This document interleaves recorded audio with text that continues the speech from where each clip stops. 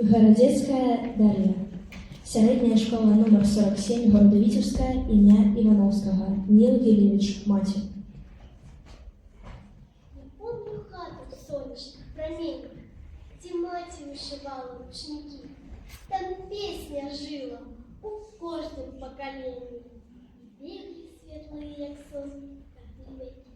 Я наспевала тихо над колыской и кужель брала тонкую рукою.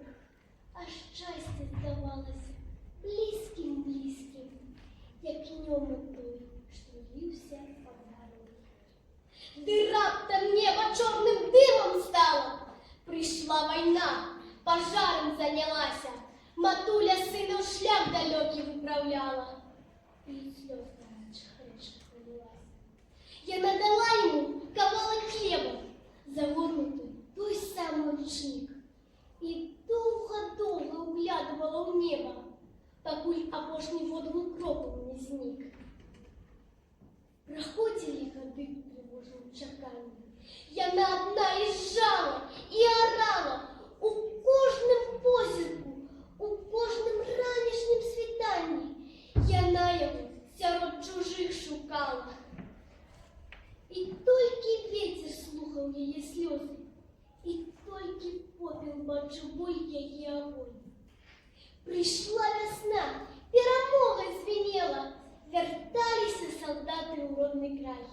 Я на нароснях что день стояла, и глядела дальше за зеленый край. И шли полки, и шли сыны чужие.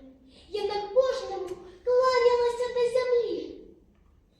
А вот же сухие, бо все слезы у чакані давно вытекли. И он не пришел. Але яна не сдалась. Яна не верила той победы скалеченной.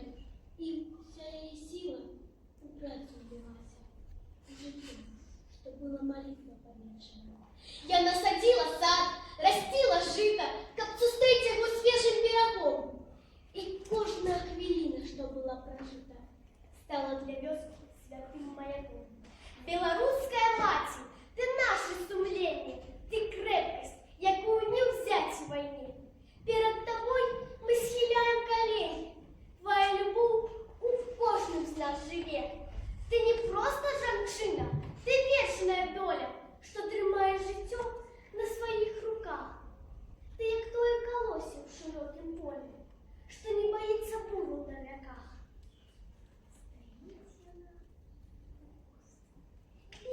Белый, як той бусин, что береже свое гнездо.